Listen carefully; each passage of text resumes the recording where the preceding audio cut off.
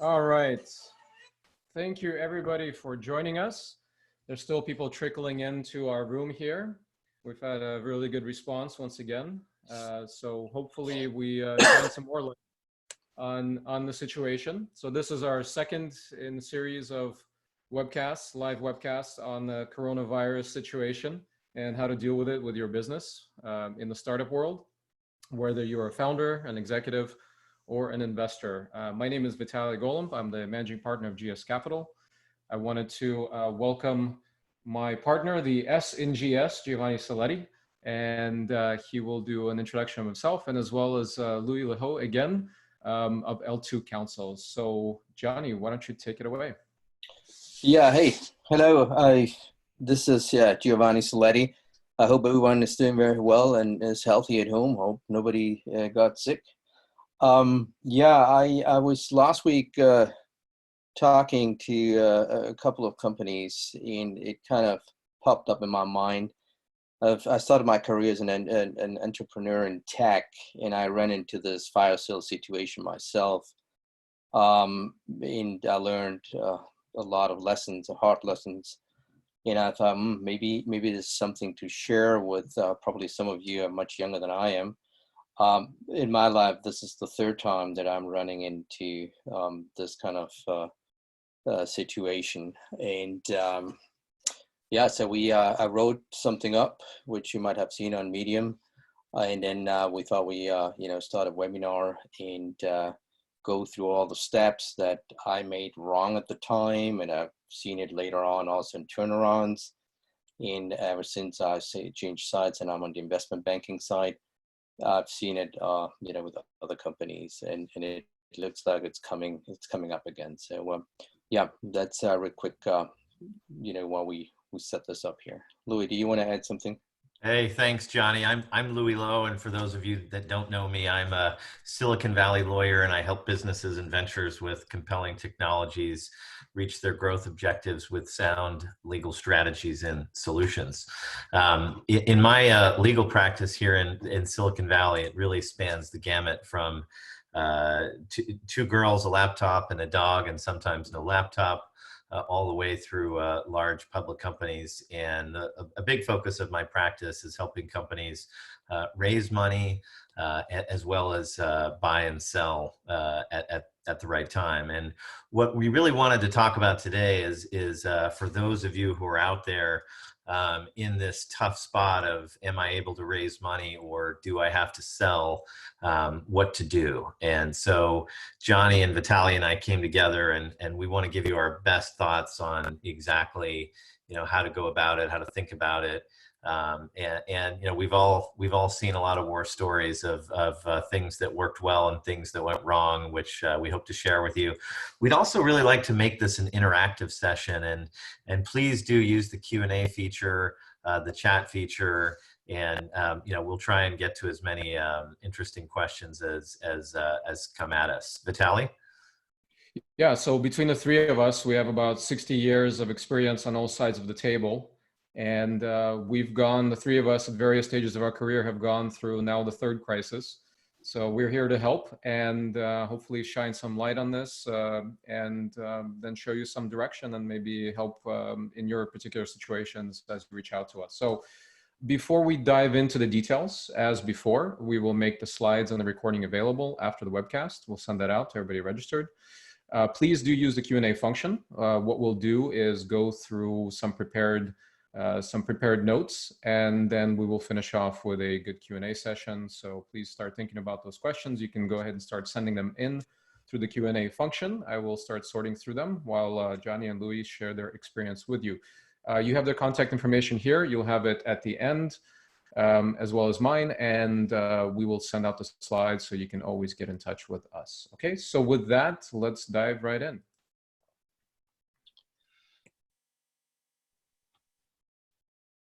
All right, so I guess I'm going to start with telling you a little bit what happened to me in the 90s. I was a co-founder of a company in Germany. We were in Germany, we were in Italy, we were in the US and in Mexico as a startup. Our company was what Amazon is today. It was a marketplace. There were no marketplace, so we developed a marketplace. And along the way, we had gotten an offer for an acquisition. It was kind of 50 million. But we had the banks in Germany, they were about to do an IPO with us. The valuation was $500 million. So that was a ton of money. And the IPO was supposed to be in May 2000. Then the bank screwed up something. So it was postponed to September, and then there was no IPO anymore. What happened is, we lost a lot of time with, talking to the investors. We were young. Didn't really talk to lawyers. We're trying to figure it out ourselves. We were focused on and continue to talk to the people who were talking, and did not look right and left. The story was that, again, the company was shut down, the assets were sold, and I walked away with almost $1 million in debt, personal debt. So from being a multimillionaire on paper, I was 1 million under in reality. And that's because, again, I just did it my way. I was not advised. We had to increase our issued stock. Anyhow, so this happened to me. I'm here, so I survived, and I had success. But I would just like to share that. We can give you a few hints so it doesn't happen to you guys. Yeah, Vitaly, if you can move forward to the next one. So what I missed to say earlier, so for a lot of you guys, what is a fire sale? It's essentially you sell as fast as you can at whatever valuation. And, with the intention to not get run over, to not, to lose $1 million like I did. So that's and so what do you do if that happens? So as I mentioned earlier, it is really, really important to be quick. You might be in the same situation because you're talking to your investors and now they're dragging it out. Or you're talking to somebody who was supposed to buy a company and they're dragging it out themselves. They don't know what to do. They might also speculate. There's a million reasons. The problem is you focus on those and you're not concentrating, looking in other directions. They tell you, we're almost there, hold on. In the meantime, you do not act internally. So what I suggest is, if right now you're in that situation and you're talking to people, you don't know what's really happening because nobody's giving you a straight answer, start to look into your cost and reduce your cost. So obviously the biggest cost is your team. Look, who can I, eliminate? It doesn't sound good. Most of them are going to be your friends, but you have to do that. Look into your business model. If you think about, if the value is your team because they're producing the IP and the product, so keep those, because if you should up with an acqui-hire, you need those people on board. If you started your company offering a service and that's how you made money, and then while you were doing the service, you build a product, well, then that service might continue to work. You might get, you might get some money from that. We spoke with a company, they were SAP integrators, and then they developed the software. Well, continue to develop if that's still viable. So look into, okay, how can I save money? How can I continue to make some money while you continue to have those conversations? In my case, as I mentioned earlier, we were in Germany, in Italy, in the US, in Mexico, way too many places. Keep the core team and the core office. Of course, we're going to talk about agreements and leases and all that stuff, but get rid of everything you don't need. You don't need international presence at that point. If you were doing marketing, if it's a company that's not known, it didn't get traction, that's why you're there where you are. So maybe, forget about marketing costs. Also there, you will have to look into so a long story short, right now, there's shit at the fan. We got a black swan. Start looking into your expenses, and maybe if you can make some money somehow, but into your expenses, get rid of them ASAP. Yeah, and we also covered this on the previous webinar. It's very important for you to cut very deeply and very quickly. Don't wait. Don't think situation is going to change. React. It's better to overreact and overcorrect in these type of situations than the other way, because that's like catching a knife. Louis, do you want to add something to this as well? Anything changed since last week we spoke about this particular point? Yeah, I mean, I wanted to kind of help us frame up, the context a lot of you are in. And Johnny, thanks for sharing that story, because I think it's really moving and I'm sure really relevant to a lot of people that are listening today. But really, I think the world out there that we're trying to address are people that are out there in the market looking for money, and they're either needing to come to the realization, as Johnny said, there isn't going to be a financing, and so you need to sell and sell quickly, or that you need to figure out a way to bridge yourselves to a sale with some sort of a fundraise that is possible. And some of the winning strategies that I wanted to share with you today, beyond cutting costs, are really looking beyond your core business, and who is it that can benefit. Making sure you have an experienced deal team and advisors around you that can quickly get to the ecosystems that you're trying to reach into and access. I know it's really hard for a lot of you, and I'm spending a lot of time helping people come to terms with the fact that the valuation of your last round, or the cap on your last safe note, is not really going to be a relevant data point to anybody today looking at your company for financing or for sale. And so even the metrics that we have out there in the databases just aren't yet current enough for what's happening on the day to day. I was listening to a podcast the other day, and I'll just share it with you for those of you who didn't hear it. March 5th was the date of the Black Swan memo from Sequoia Capital. Today is April 2nd. I feel like that was decades ago, and that every day time is moving so quickly, and the terrain on the ground is just moving so fast. I guess the next thing I would say is de-risking your M&A strategy in whatever way that you can, forming alliances, or shoring up some cash by moving some product quickly at a discounted price. I think a lot of people are doing that, and it would serve you well to bring in as much cash as you can.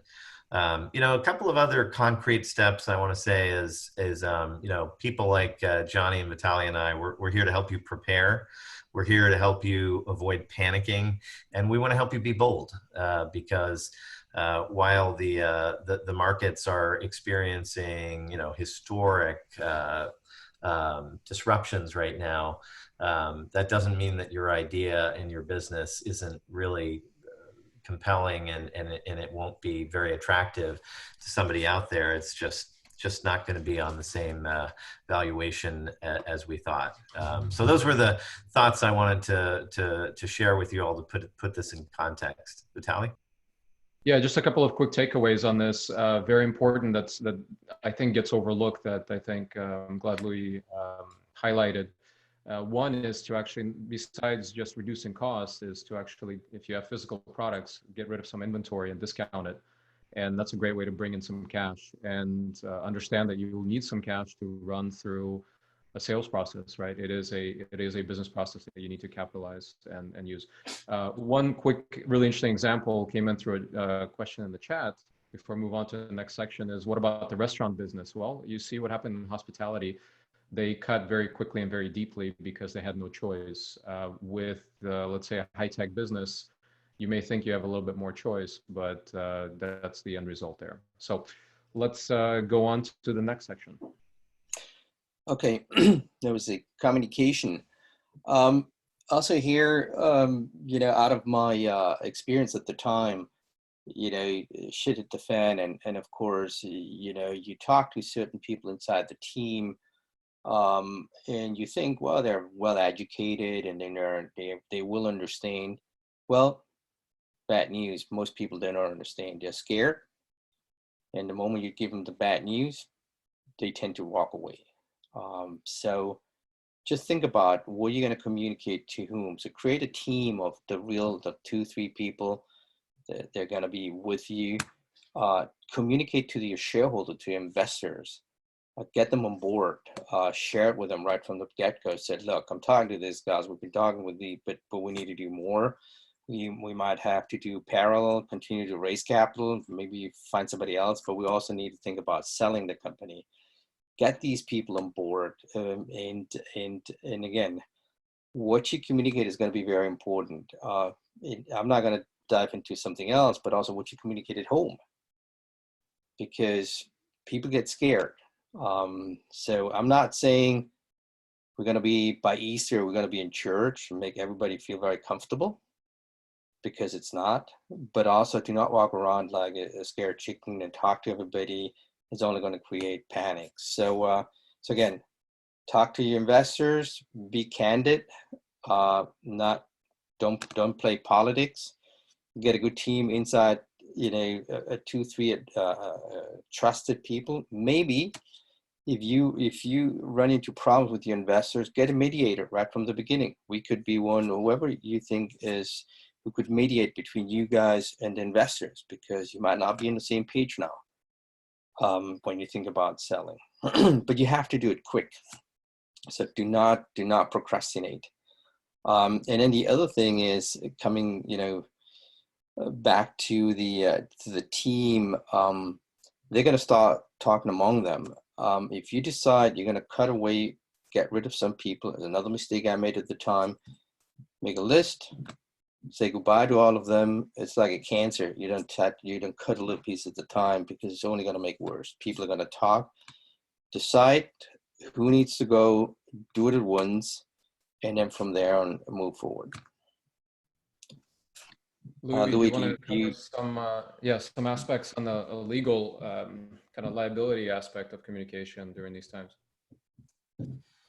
Yeah, I don't think that broad communications to the marketplace in this context are particularly helpful. I see a lot of term sheets where people start to make kind of desperate pleas and desperate declarations of what they're doing, and I don't think that's always the best thing. I think it's really important to have a good advisor team. I have a video blog on how to pick a lawyer, and I think the context to other advisors is really similar. Do you have somebody, is this person somebody that you feel you can trust and that you connect with in your gut? Does this person have a network of relationships in your vertical? So if you're a cyber company, does this person have other cyber clients? Have they acted for cyber investors or acquirers? As well as, do they have a portfolio of other cyber company clients? Or is it an electric vehicle or an autonomous company that Vitaly is very well known for? That's somebody who has a deep network in that sub vertical, and that's somebody you would want to engage. And then, is it somebody that really has experience with companies of your size and stage?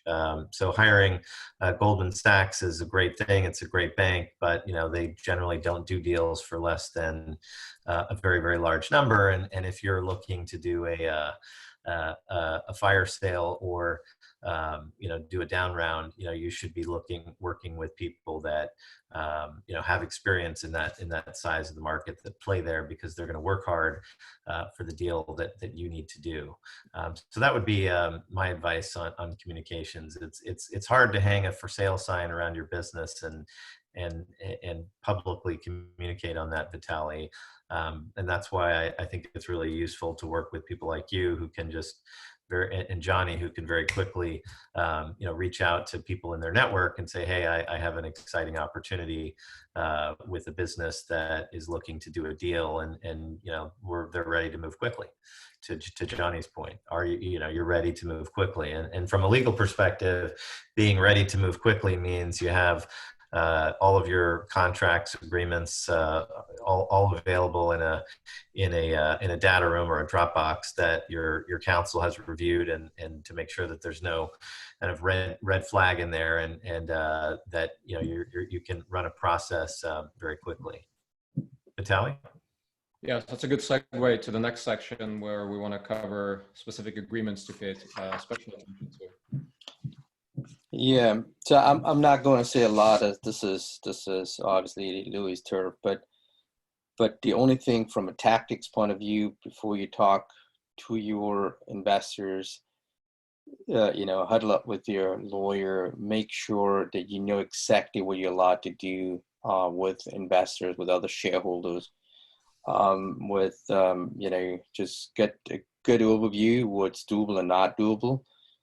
And then once you have that knowledge, then you move, and talk to everybody you have to talk to.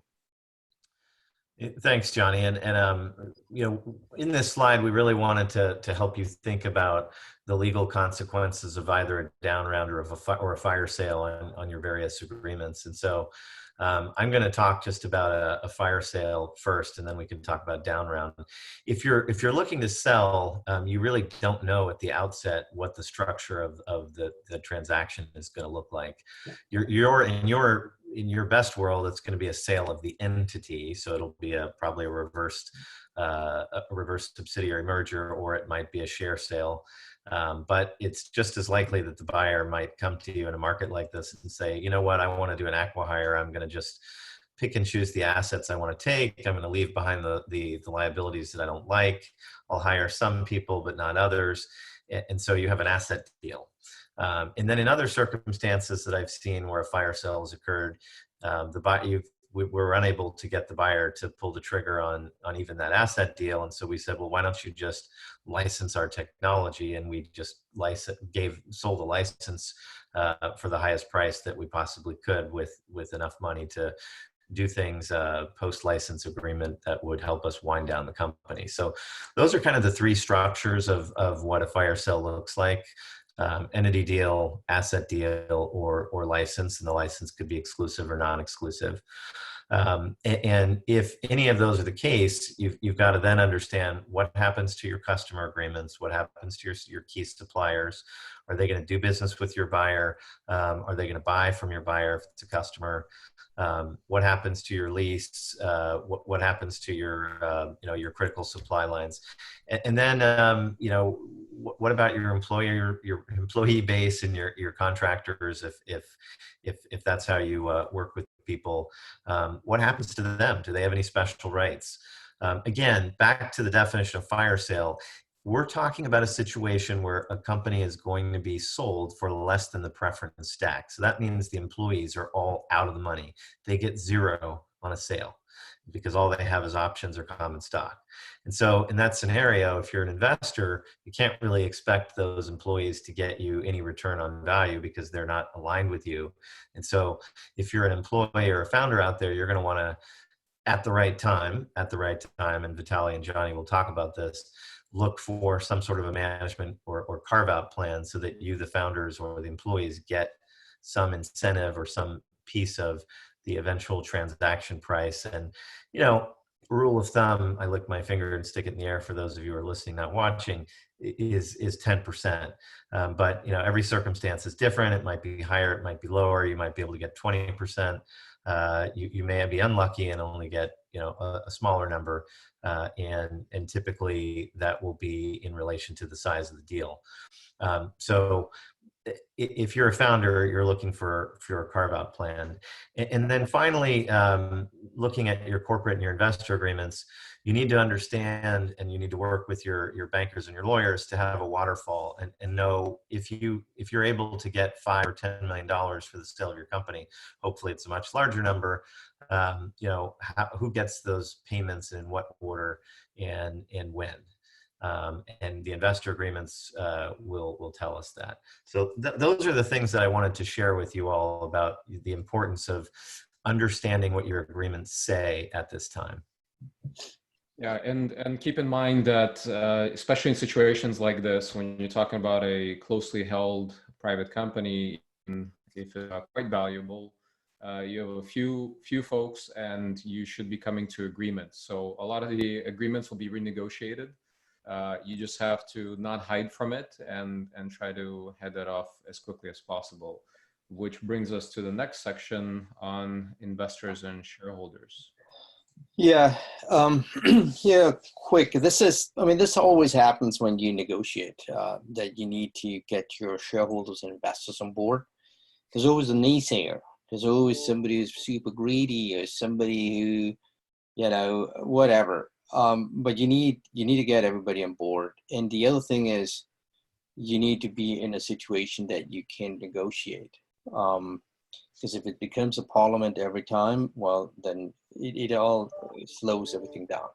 So try to resolve every question if you can, because sometimes they arise during the negotiation. But get the power of the board, investors, that you are allowed to negotiate on behalf of the whole company. Otherwise, you're going to come up to agreements, and they're going to block it, and it's not going to go anywhere. Louis, do you have anything to add there? Yeah, I think that's right. Your agreements may have some protective provision or blocking right for a specific investor or person, and identifying who that is right away, and addressing that, whatever their price is going to be, is important to be able to make progress and do a deal quickly. Yeah, Okay, and excellent. for those of you that joined late, I'll add again, if you can go ahead and ask your questions in the Q&A function rather than the chat, it'll help us organize a little bit better when we get to the Q&A section. So let's keep going. All right. So here also real quick. So once you have decided, you got everybody on board, then move forward. As I said, ideally, if you know by yourself, cool. Otherwise, get somebody like us that can help to put together a list of potential buyers and a list of potential investors. It needs to go very quick, and then try to find out, and you can find out who are tire kickers. Who am I talking to? Is this, like somebody was telling me, am I talking to an angel, or am I talking to God? I mean, where is that person in the hierarchy? And it's not to be disrespectful. It's because speed is of the essence. And if, the person you're talking to might be the best person in the world, but he doesn't have the decision power and he's all the way down here, then it's going to take time and you run out of money. And under normal circumstances, it would be okay because it would just go up the ladder. But at this point, you really need to talk to people who can take decisions. Louis, you have something you want to add there? No, I think you nailed it. Okay. Vital, let's go All to right. the next one. And then in for yourself, as a founder, I mean, I remember at the time, of course, you still try to get something out of it. You still, I put all this effort, and you saw, in my case, we saw the $500 million valuation, and you do just, well, this is not the time to maximize returns. The best thing you can do here is cut a deal where employers and investors come out of that the best they can under the circumstances, where you come out, as good as possible. You don't burn bridges. You don't throw anybody under the bus, and you look forward, because with those employees that you treated well and the investors, trust me, you will get another funding. You're an entrepreneur. You're a good entrepreneur. You come up with a new idea, and it's going to start all over again. We've seen it many, many times. So let this one go. Unfortunately, other people are getting sick right now. So this is bad. These are bad times. But again, let go and look into the future. Johnny, that's just a great point you've made, and I've heard some people call this the art of the belly flop, or being the pilot in a crash landing. It's really an opportunity to show your leadership, and I can also testify to the number of companies I've seen do an artfully crafted belly flop and be funded again by that same investor. And it's really an opportunity to show, your leadership, your vision, your integrity, and really your the depth of your ability to work in a crisis. And so I think that it really is an opportunity to make a mark, and you shouldn't give up. Being emotional or being negative is really something you want to avoid, and really you're looking to shine. So Yeah, I would thanks for just making that add to point, Johnny. that. Yeah, just live to fight another day is very important. And it may feel like end of the world right now, but it definitely is not.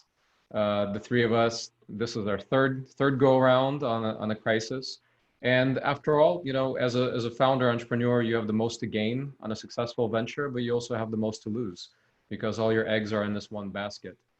For your investors, venture investors and technology companies, they understand risk. They understand most companies won't work out under the best of circumstances, and certainly these are not. So don't be afraid to just do the right thing and make your investors as whole as possible, and get into their shoes and make good decisions, be ethical, and that will give you a chance to fight another day when the market comes back. So let's keep going about emotions. That's a good transition. Yeah, emotions.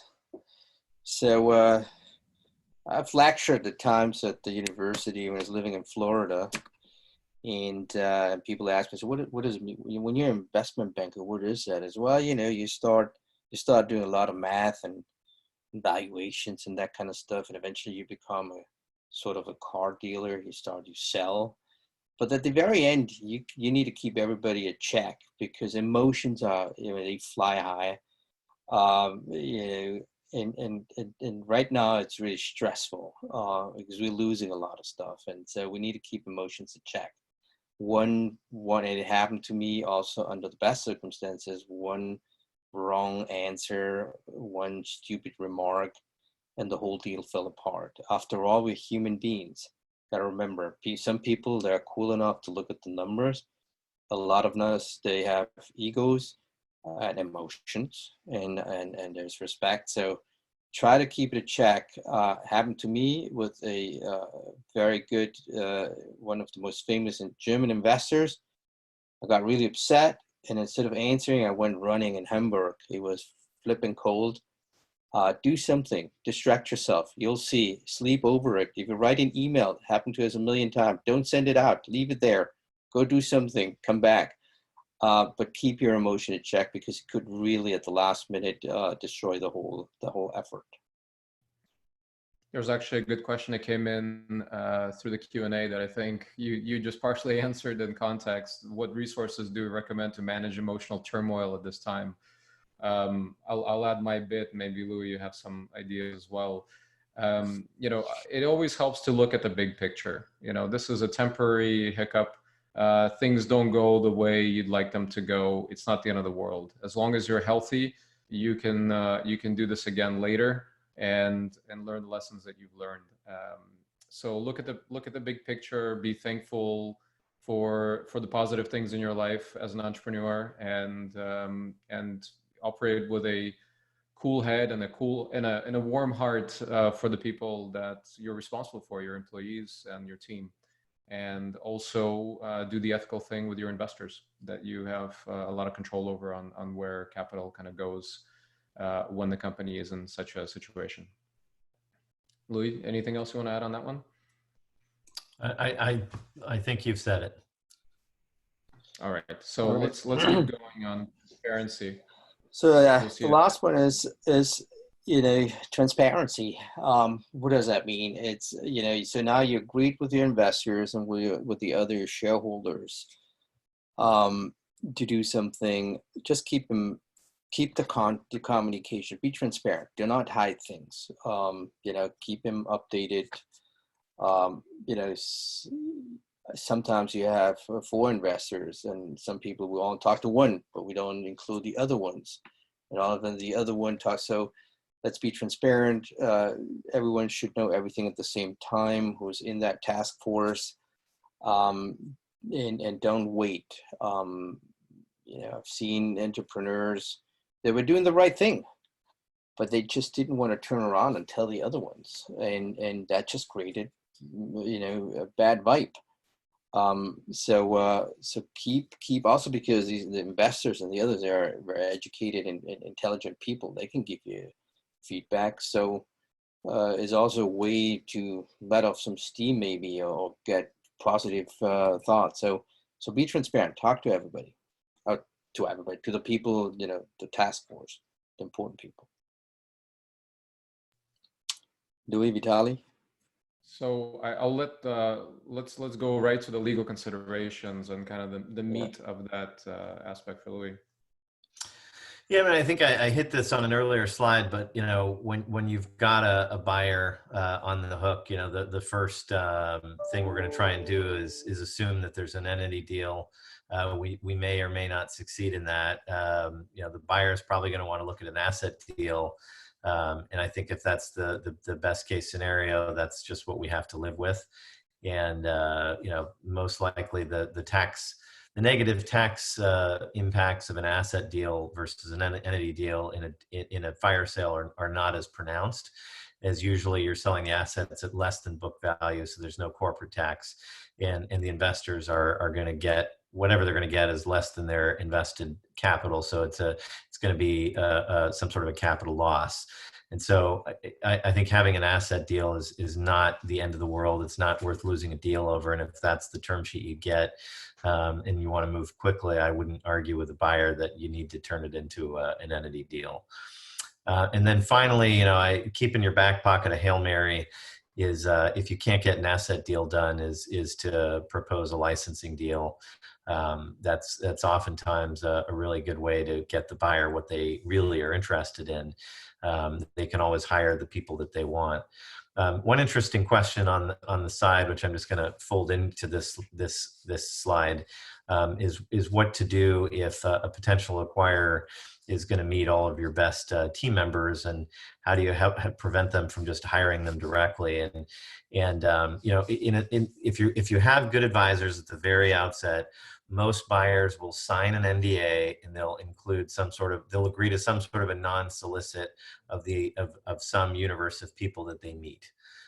Most buyers will agree with that, and you can always tell them that you'd waive it on request, because obviously you want to make sure that people land. But that's the typical way that you protect your key talent base from getting picked off.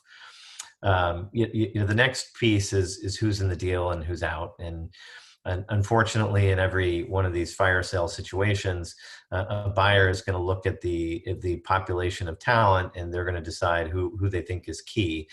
We're mostly talking about technology, life science, medical device, healthcare deals. These are businesses that marry IP with talent, and so that there is going to be a piece of talent that's really important to operate whatever that technology is. They're going to want somebody has to be in, and that person is going to have a lot of extra leverage. They may get paid a little bit more, and then unfortunately they're going to be co-founders even, and people that think that they're key that the buyer doesn't need. Historically, the typical example of the person the buyer doesn't need is the seller's CFO. Well, you're going to have to be prepared for a lot more than that to get dumped. It might even be the CTO. It might be the CEO. Maybe they only want the CTO. And that's just a reality that the team has to get their heads around to land this aircraft with some people alive. I think it's fair to ask for a management carve-out plan, but the timing of that is going to really depend. Obviously, to retain your key people, you're going to want that as early as possible if you're on the management team. If you're among the venture investors, you don't really know how long this process is going to take and what's going to be left. And so you want to defer, the investors want to defer and push out the discussion of the carve-out plan until the very last second. And they know exactly, what the consideration is and what the deficit is.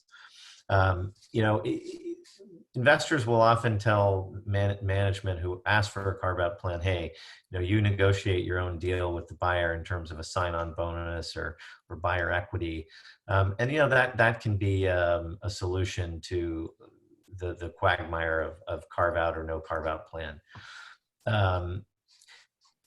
I'd say the next thing that we really want to accomplish in this belly flop is we want to make sure that we don't leave any skeletons behind. We don't leave any liability behind that's undisclosed, and that the buyer could come back at us for. And so really what you're trying to say is to the buyer is, hey, you're going to buy this business, as is, where is, caveat emptor.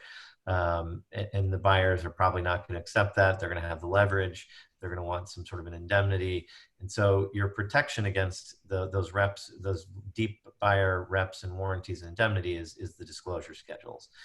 And one of the things I really like about working with GS Capital and Vitaly and Johnny is that, they work really hard. They've got a great team, and they work to help they partner with legal to make sure, everything is disclosed so that, things don't come back at you a year later.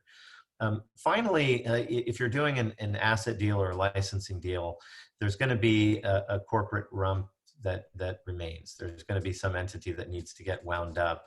So you're going to need to leave a little bit of budget for somebody to go wrap that up, whether it's just the legal dissolution of the corporate entity. Sometimes there are assets left behind that need to be assigned for the benefit of creditors.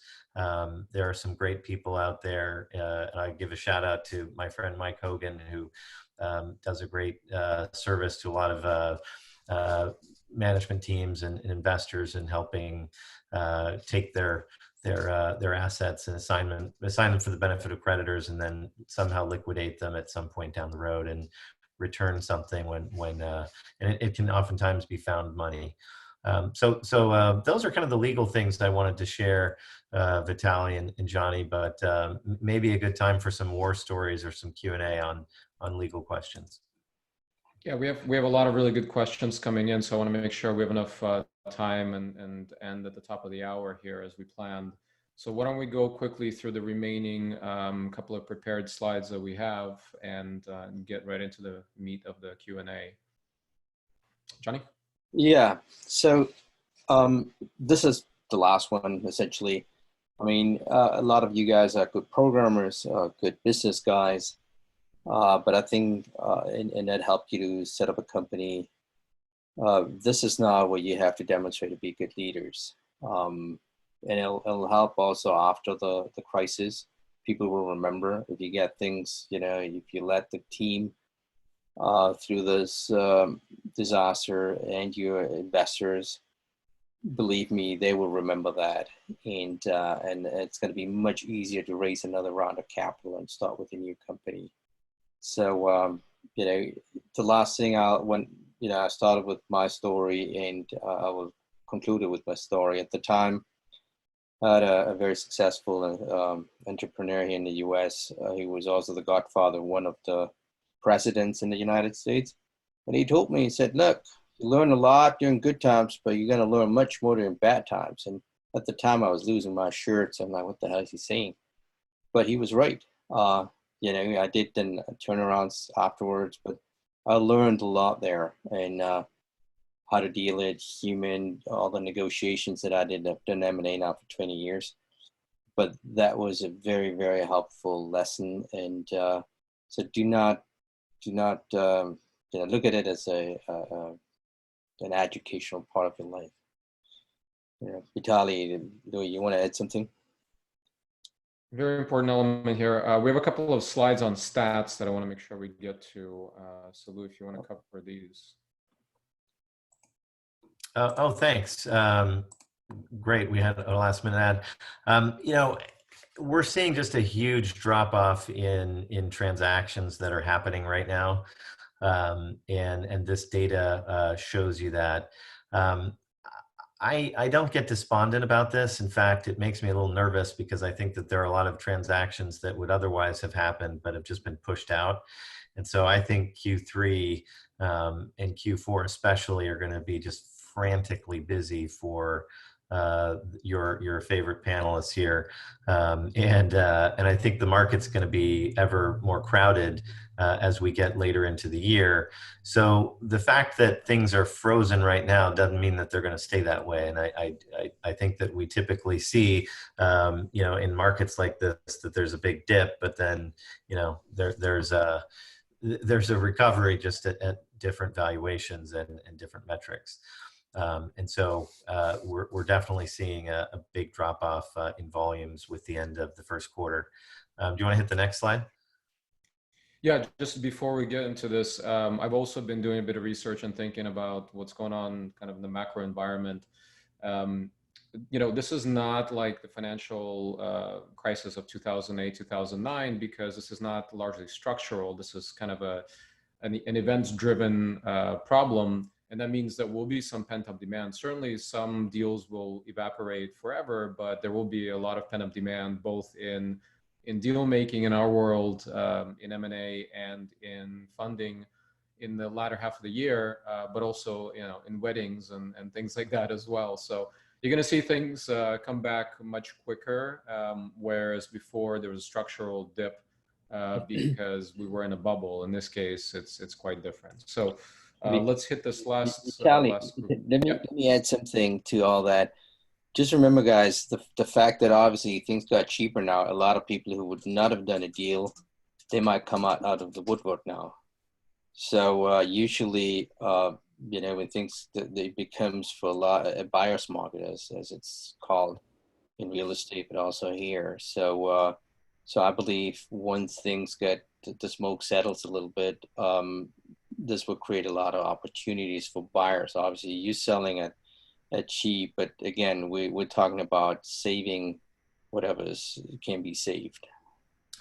I think that's well said. And if you go back, Vitaly, to the prior slide, there's just one more point I want to make. And that's that if you look at the week by week data on the right-hand side, you'll see that last week just everything stopped. And I think the reason for that was that, we had all of the drama around the stimulus bill and what was going to be in the CARES Act, and people just said, okay, I'm just going to pull back and wait to see where the dust settles. And many small businesses were hoping for loans, grants, and I've sent around a post on how to access some of those, but there still remains a lot of doubt and uncertainty, and we're waiting for regulations to come out of the Small Business Administration. But to what Johnny said, I think if we can get 3 weeks of stability in the financial markets where things aren't dropping, and 3 weeks, consecutive weeks of stability in the employment data, I think that, and then obviously, I think when the shelter in place is relaxed a little bit and people are sort of back to work, we'll see a return to some healthier deal volumes. Certainly, I'm very optimistic about what I'm seeing coming out of China. There was a great piece in The Information yesterday, published by Jessica Lesson, about how venture in China is suddenly putting a lot of money to work, and people are now back to work for the most part, and so I certainly don't think that the data for the week ended March 30th bodes for the rest of the year. I think that's just a temporary blip. Vitaly, if we can go to the next slide. These are just some stats on my friends at TechGC who go and survey all of the venture-backed companies and how they're feeling. And you'll see that, half of them are on a hiring freeze. Almost 30% of them have already or about to announce salary reductions and pay reductions across the board. 20% have or are planning furloughs. I think furloughs are a great alternative to layoffs for those of you who for example, are in an e-commerce business and where there's just a blip or a short-term situation that you foresee recovering. And there's lots of other helpful stats here on the right-hand side, and we'll distribute those later. Vitaly, let's go hit that Q&A in the last 10 minutes. What do you say? Absolutely. Yeah, we have a few minutes left. Probably a few folks might have plans at the top of the hour, so we will try to answer as much as we can. I wanted to encourage you also to reach out to us and ask questions that you might that might be a little bit too difficult to answer or to ask in a public forum here. This is what we're here for. We're here to work with you and see if we can be helpful in your specific situation. So with that said, we will send everything out as well. So if you do miss something, if you do need to drop at the top of the hour, I would encourage you to stay. We'll go as long as it makes sense. But if you need to drop, we will send out the video and the slides. So let's dive right in. Very obvious question from Christine. Should one hire bankers for fire sales? Suggest terms and bankers with bankers.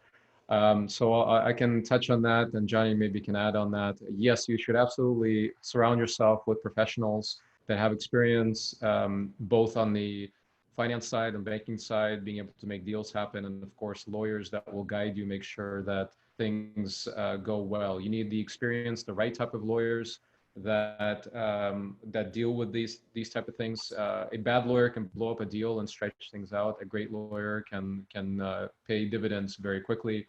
With bankers, obviously being able to structure something creative that might be way beyond what you have experience with. Maybe you've never sold a company before. This is what we do all day, every day. Certainly, this is something where we pay our dues and we make ourselves very valuable in that process. So I think I'll answer it that way. Johnny, Louis, do you have anything to add to that one? Real quick, Christine. So of course you wanna hook up with somebody who can help you. And you were asking here about success fee. So you need to find a way and understand if your counselor, if your advisor, banker works with you, find a creative way, because we know you're bleeding. And it makes no sense. The Germans ever say you don't put the hand into an armed a poor man's pocket. So discuss it. Just openly, you discuss it and see what's doable. We have to pay our bills too, but we're also here to help. And then if we do a good job, we'll just move. The next time will be better for everybody. So keep that in mind. And so let's tackle a couple of more technical aspects. Louis, can you touch on board member personal liability? Yeah, I'll be quick on that. There is some doctrine called operating in the zone of insolvency, and directors need to be wary of that. And I'm sure that we're going to start to see a lot of law firm memos circulating about that concept. And the issue is as follows. At some point when your equity is worthless and you have more debts than equity, boards are deemed to need to have a fiduciary duty, not to their equity holders anymore, but to the debt holders. And that if they allow the company to continue to operate when they know that they have no ability to pay back debts, that they should then become personally liable for those debts. And so a lot of directors need to consider that if a company is not getting the message that they need to sell or raise money, that and they're continuing to operate and run up huge liabilities, maybe you don't want to serve on that board anymore. If you're a member of a management team, you may hear this from one of your board members: hey, I don't want to operate in the zone of insolvency, I'm out. I'm concerned about the personal liability. And if you get those messages, I think that, you really need to have a hard conversation with yourself as to whether you're in denial that you need to go execute on a sale and in the short term furlough people or do what's necessary. So zone of insolvency is something I'm happy to talk about offline in specific circumstances. Gotcha. Now, on the same note, how do we manage, Kelly asks, how do you manage debt providers or lenders during this process, best practices? Some things we can answer quickly. Obviously, every situation is quite different, and that's where we need to take a look at the details, but kind of general question, gentlemen, if you have some general answers for that one. Well, let me tell you, answer their phone calls, answer their emails, give them all the information that they ask for. What you want them to avoid doing is sweeping your accounts, because once they sweep your accounts, you're effectively shut down. Many banks don't want to inherit your business. And so they'll allow you to continue to operate until you can sell. And their hope will be that if you sell for whatever price, they'll be able to at least get some cents on the dollar. And so keeping a good relationship with them is important. I'm sure I haven't heard any stories yet of venture debt lenders sweeping cash accounts, but certainly I heard many of those stories in the 2009 timeframe, and I think the best way you can mitigate that risk is by making sure that you're answering all their questions and you're giving them everything they need, and also that you've hired a banker to sell if that's what they're asking you to do. Vitaly? Yeah, and then related to that from Christine, at what point does a company capitulate to Chapter 11 or Chapter 7?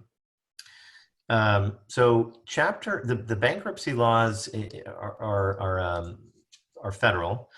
Chapter 7 is just a liquidation. Chapter 11 is a reorganization. Chapter 11 is you go to the court and you say, hey, I think I can reorganize, but I need to essentially restructure my debt and equity, and I need a stay of execution against all of these liens against me. So many companies in a fire sale situation, a Chapter 11 is just not going to work because you just don't have a business that you could convince a court is viable and profitable and could continue on in some other format.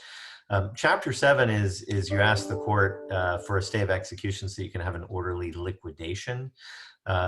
Most companies don't do this. It's expensive to go through the court process. And what they'll instead do is an assignment for the benefit of creditors, which is a statute under state law, which allows you to essentially hand over whatever assets you have to a liquidator. And again, my friend Mike Hogan does a great business for this in Silicon Valley.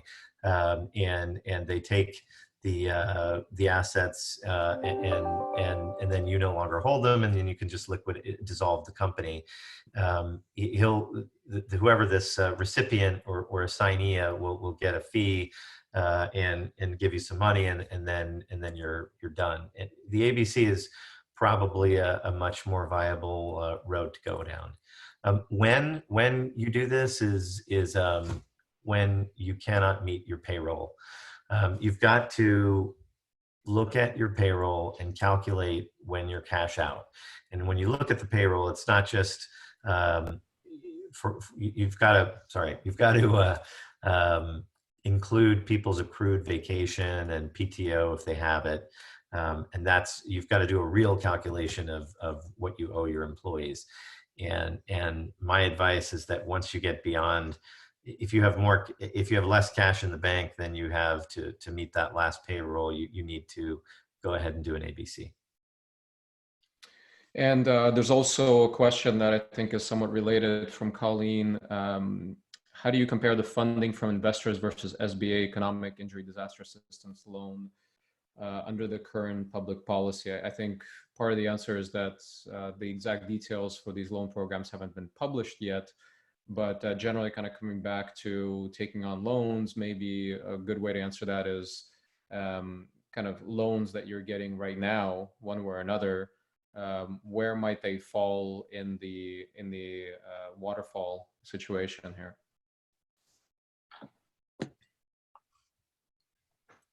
Johnny, Louis, do you have any thoughts on that? No. Well, I would just say that we hope that whatever SBA relief that you can get is going to be non-dilutive and forgivable. And so that would be vastly preferable to debt capital from a third party.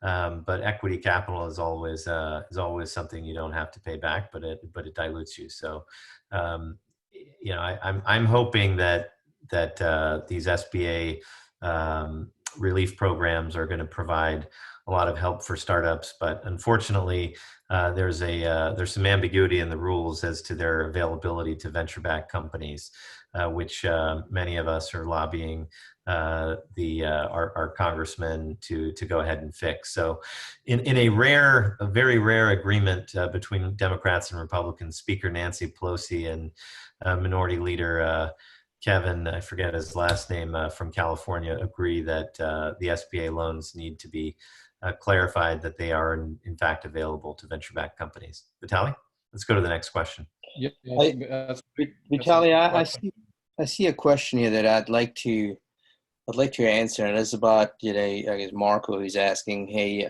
if there's a deal negotiated, he being an investor, he's kind of afraid that you know, the founder is gonna negotiate into his interest. Yeah, you should always get a mediator, an advisor, who, you know, works for both sides and has an ethical. I've seen founders picking an advisor because the advisor was on their side and not on the VC side. Seen that in the past. And I've also seen advisors doing everything for the VCs because that's going to help them to get more deals in the future and negotiate against it or not in favor of the entrepreneur. So absolutely get somebody in the middle, mediator, an advisor who negotiates it, and make sure that this guy represents both the founder and the investors. Yeah, there's a related question here from Adam. Any thoughts on when, if a fire sale purchasing entity is partially owned by your existing investors and looking to take advantage of the situation? Certainly, this is where, you know, these are kind of some of the technical elements where you do need experienced advisors that can mediate these situations, make sure that nothing illegal is done, and there's no favorability. You know, you have to manage some of these aspects, but there are some legal ramifications. There are some ethical ramifications, and you want like a nice, clean sale. You know, sometimes you won't be able to get everybody to agree, but you need to do your best. And this is where it really helps to have counsel and advisors that can act as mediators, even inside your team. Also, good question from Jordan about how to deal with co-founders who might be sick or worse or out of the country. Maybe that's more of a legal question. Louis, any thoughts on that?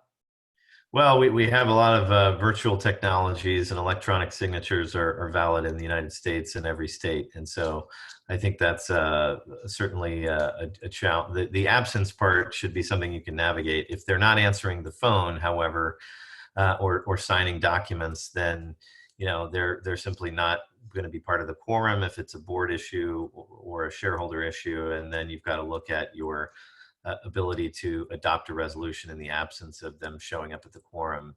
However, if you can get a quorum without them, you should be able to proceed and adopt your business if they're non-responsive. Vitaly? Yeah, there's also a question from Ramson. I'm hoping I'm pronouncing that correctly. What kind of indemnifications are in the case of an asset sale? How do they extend to founder leadership team as well? There shouldn't be a well-advised seller would not be having founder reps and warranties in an agreement. But, you know, we all do the best deals we can, and there might be an issue that a buyer reasonably feels like the buyer needs a rep from an individual founder, and they'll get it. But otherwise, absent a specific rep from a founder, which would be not normal, the founders shouldn't have personal liability. Now, where you need to be worried about personal liability is payment of taxes and payment of your employees. If you don't pay your employees and you don't pay your payroll tax or some other corporate tax, you could have personal liability, and that's why operating in the zone of insolvency is very, very dangerous and inadvisable. Yeah. A couple of questions from Nancy. How do you anticipate the questions from investors, and how do you prepare for those answers? And how do you manage the due diligence process? Is it any different than typical DD process? The answers to that are pretty much very custom to every situation, and that's actually when it's very useful to have experienced advisors to look at your individual situation and address the situation that you might have with your company, and prepare you for the questions, of course, depending on who the potential buyer might be. Interesting question also from Jordan. What are the thoughts on merging with smaller companies? How likely is this to succeed?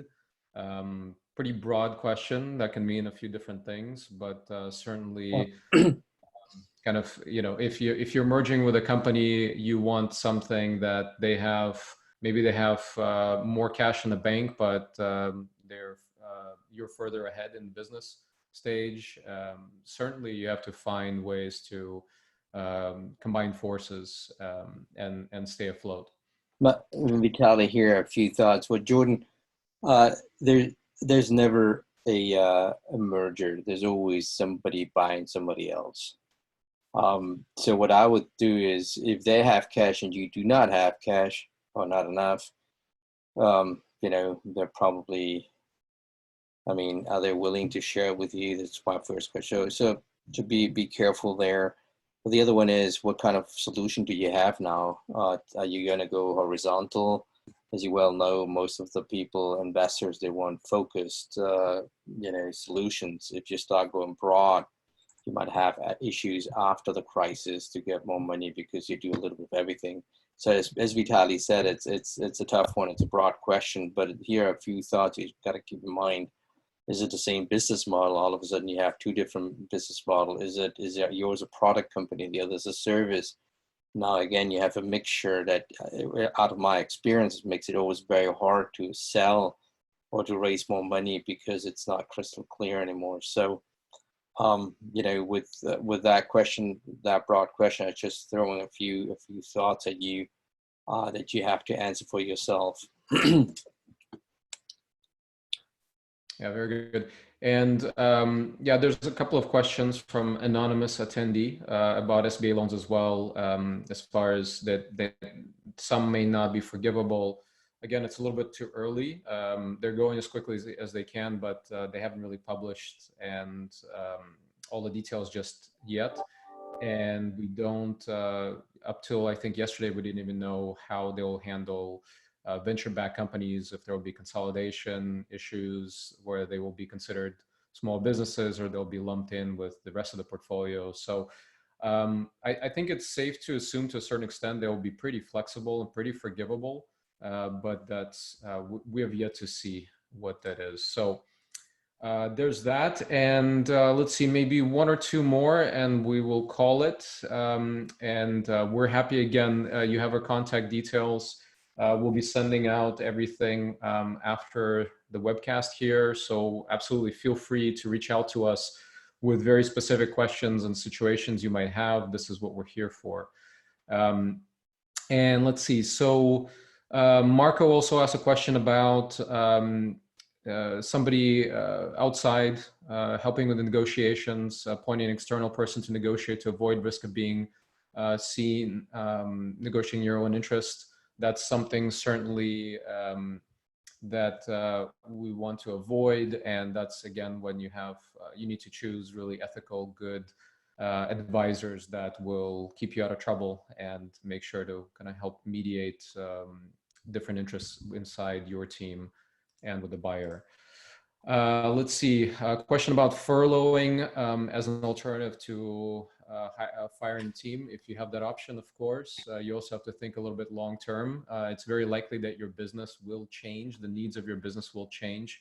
If you're furloughing employees, that may give you some access to SBA, but you also have to be honest with yourself whether you think you're furloughing them and you will bring them back or not. That's not always the exact situation. Let's see, we have a couple questions here. Let's see, how soon should we look to prepare? Should we think a process is imminent? And having said that, anything you might recommend, i.e. to share data securely with third parties? So I'll touch on that, and gentlemen, if you have. Let me take that one, Vitaly. Let me take that one. And from a legal perspective, I always advise people to understand that a fundraise process takes 3 to 6 months. And so if you can forecast your cash flow out 3 months and you're going to be cash out, you need to call somebody like Johnny or Vitaly and your counsel and get a process going, because a sale process in a good situation will take 3 months. And if you're going to be cash out, you've got to be ready. And so that would be my advice. Vitaly? Yeah, I would say I would definitely agree. So we tend to see these conversations first, before, months before lawyers get involved sometimes, as somebody needs somebody to bounce ideas off of and discuss what the options might be. So you definitely want to look out, if you're already thinking about this and you are going to be cash out in a few months, your runway is short, your sales are melting, etc. You need to act now, and don't postpone the inevitable, because you might run out of options then. On the other hand, if you're in a strong position, you should be getting prepared to buy some great companies out there, great technology, great teams, do some roll-ups on the other side. And we certainly can discuss that as well. Last question is about from the investor side in scale-ups. This is also from Marco. Says, I'm curious to hear your thoughts about KPI post-coronavirus. How are we going to look at monthly recurring, annual recurring revenue, churn rates, cash burn, and the list goes on.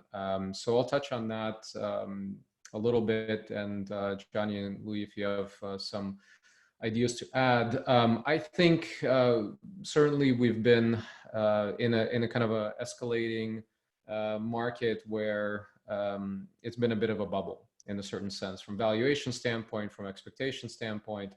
You're certainly going to see a lot of that come down because there'll be less competition. This is also the reason why you see big venture firms that have been around for 30, 40 years, that have been through this again and again. They are happy to see this to a certain degree, because they know that great companies, disciplined companies, get founded in periods like this, like we discussed last week. Some of the best companies, some of the biggest companies in the world now, all the big tech firms almost entirely have been founded in downtimes. So we're going to see slower deal making, but great companies get founded and funded, and the deal keeps going. It's not the end of the world by any means. It's just part of the cycle. So that said, I'll leave it at that. Gentlemen, if you want to add something to that, or any final thoughts before we sign off for today. No, well, thank you very much for everybody to attend here. And as Vitaly said, our information is at the end of the slide. Reach out to us if there's something you want to, discuss, not in public. Happy to have an open conversation. Absolutely. I'll just echo that. And I want to thank Johnny for putting together our slides today, and Vitaly for all the organization, and echo the sentiment that I'm certainly available to help and just brainstorm through business and legal challenges, or help make a connection. My contact details are in the slides, and Vitaly and Johnny and I will circulate them, both the video and the slides, shortly. Thanks to everyone for joining, and have a great day. Thank you, everyone.